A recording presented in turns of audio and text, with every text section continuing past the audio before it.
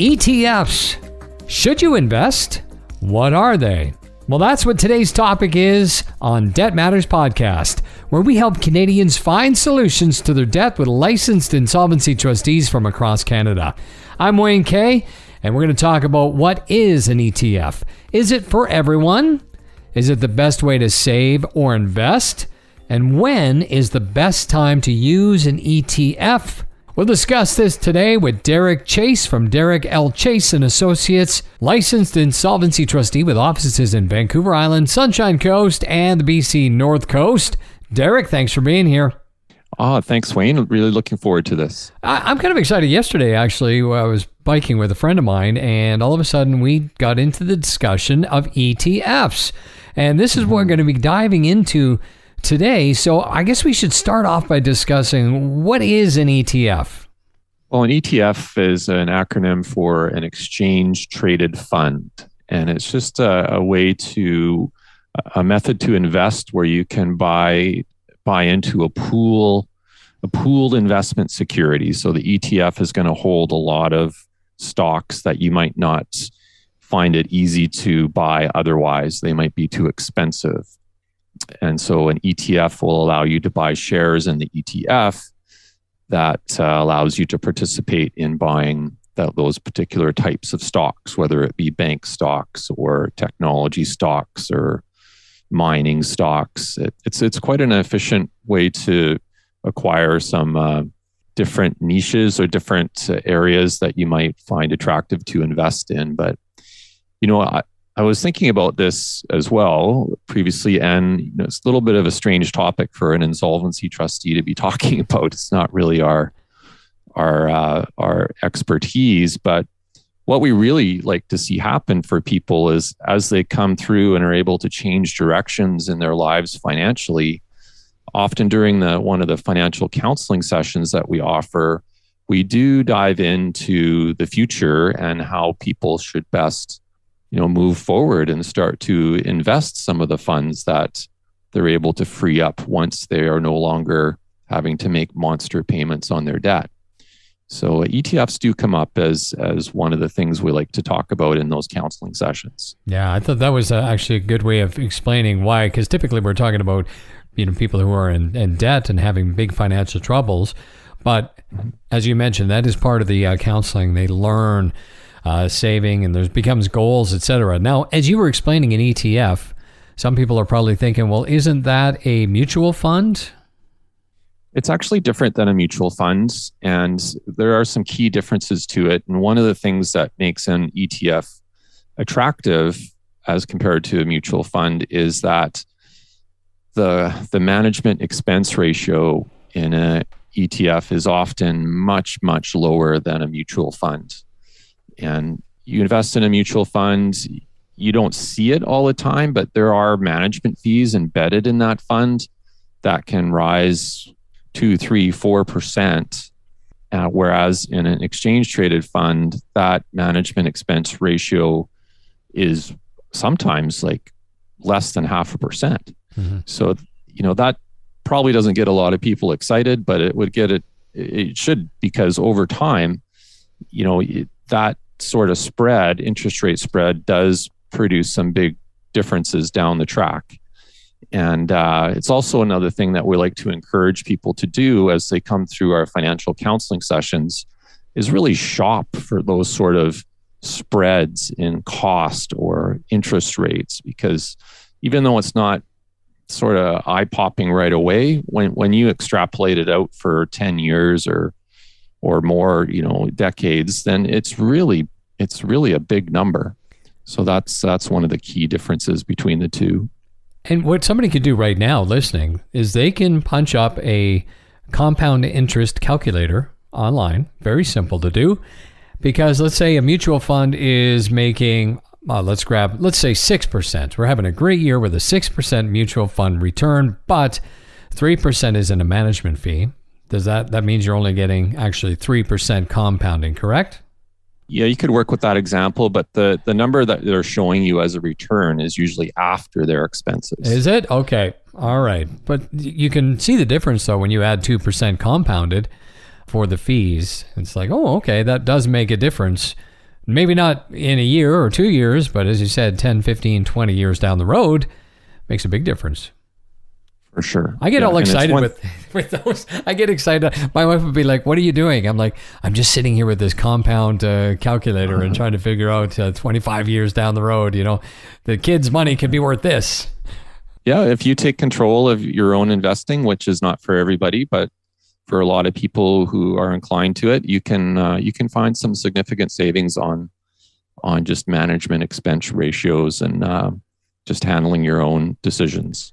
Before we got into the show, I said, well, it seems like this could be perfect for everybody. And you said, well, not necessarily. So what makes this, when's the right time to start using an ETF, or how do you know if it's right for you? Well, I think sometimes it's, especially in our experience in the financial counseling sessions, it's pretty easy for people to get glassy eyed when they start seeing all of the different TFSA, RSP, ETF, and you can get turned around a little bit. And I don't think you should really be investing in an ETF until your financial house is really in order. And if you've managed to be in a hopefully debt-free or in a debt situation that's well under control and it's just car loan payment or something, and we would really encourage people to firstly get the just sort of an initial chunk of money just saved, whether that's 2 months of living expenses or some amount of capital that's just, available and in the bank, and you can deal with an emergency if it comes up right away. So I think that's the first goal. And then once you've reached that, and say you're chipping away getting to that goal at $100 a month or $50 a month or $200 a month, or some number you've been saving towards getting this sort of safety blanket. And then once you've reached that point, you can swing that monthly amount into more of a product that, like an ETF, that's going to pay you back some dividends over time. And that, I think, is more appropriate to take that type of approach. And a dividend means? A dividend is the way that a company can distribute some of its profit to its shareholders. And so, for example, the Bank of Montreal might pay out 4% of your investment as a dividend back to you every 3 months. So it's a way that for it to distribute its profit, it's probably you're going to get a little nicer return than just having some sort of interest income. And also, when you receive a dividend, the tax treatment of that is very favorable. So you pay a lesser percentage of tax on your personal tax return if you are receiving dividends. Can you put this all under your tax-free savings account? Yeah, that's another way to get people a little bit confused. But yes, you can. You can, inside your tax-free savings account, you can hold all sorts of different types of investments. So within your tax-free savings account, you could choose to buy or invest in an exchange-traded fund for sure. I guess we could break it down, though. So basically, you could just be investing for the sake of investing, but you'd pay tax on everything you made from that. Tax-free savings account means there's a limited amount. I think it's $6,500 a year that you can invest in there, and that can grow for 10, 15, 20 years or whatever, and you will not pay tax on that.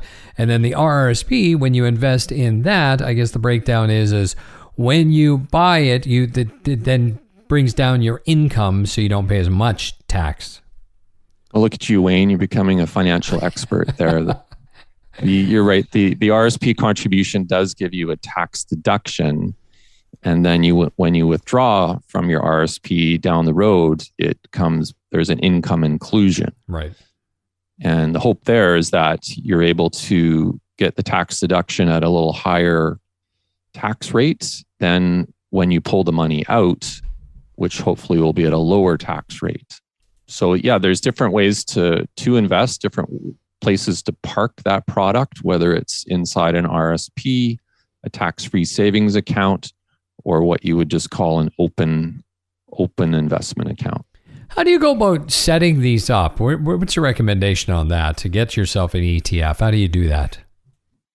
There's no shortage of different platforms that you can use to actually make the purchase of an ETF. I think most all of our major banks have some sort of trading arm that you can utilize. And again, it's a good thing to shop for, because when you actually purchase or make that investment, there's often a commission cost to buy those shares of the ETF. And sometimes you can get a certain amount of trades for free. Other times you're paying, $5 or $8 or some sort of $8, $5 a trade. So it is worth shopping for that. And but there's no shortage. You just start with your bank and take a peek at their online trading platform. Scotiabank, for example, has got iTrade is their platform, and it's very easy. It's just a matter of opening an account and setting things up like you would do on any type of new account. Mm-hmm. I remember the InvestorLine and like all these different ones. Each, as you said, the TD Bank has theirs, and Scotiabank has theirs, and Bank of Montreal has theirs, and they used to have the minimums, and then you'd pay a lot of fees. But I see they've all pretty much changed now, where I think there really isn't even a minimum. It's just you have to just pay your whatever the fee is to buy and then to sell. Mm-hmm. Thank goodness. How do you go about choosing these? Or what's your recommendation on that? Like, I think that's a part too, is a lot of people don't know where to park their money and what to be purchasing.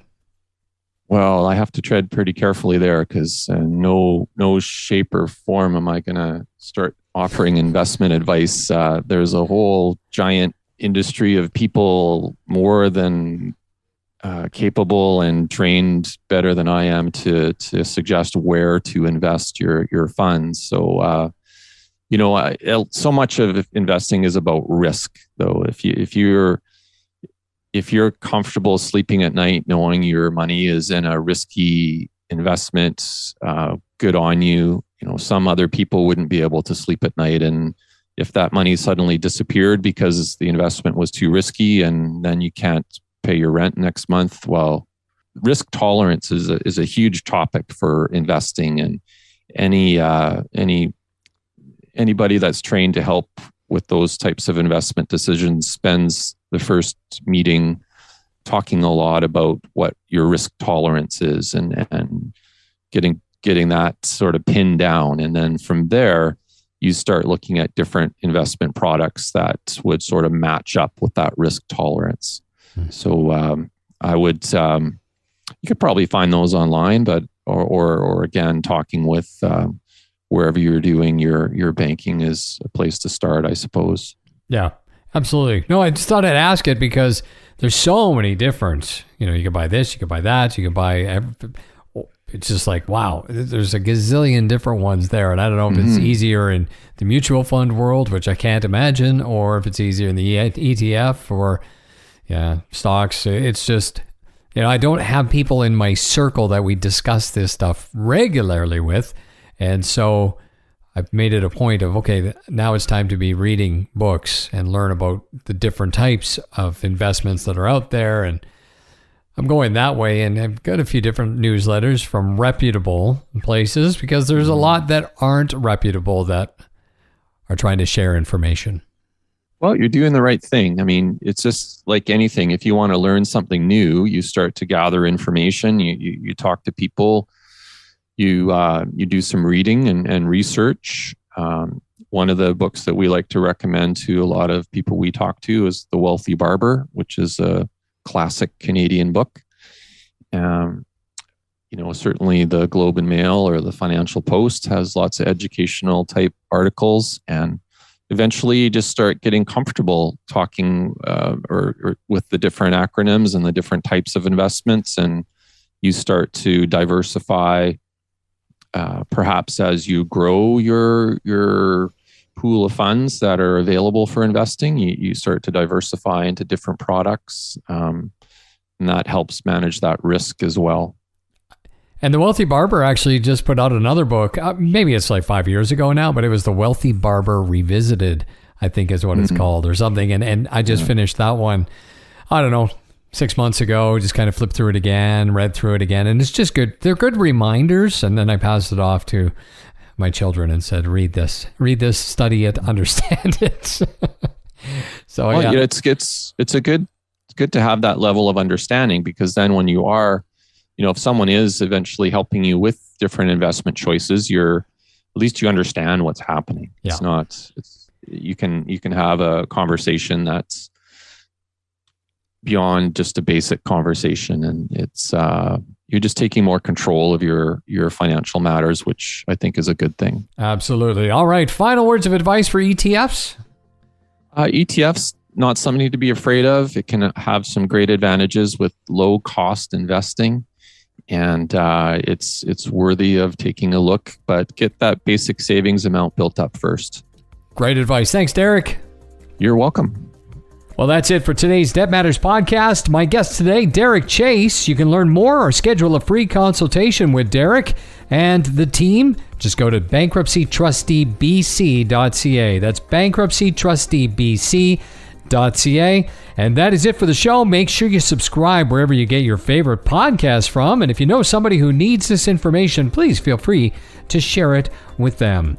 You can always check out our website, debtmatters.ca. Thanks for listening.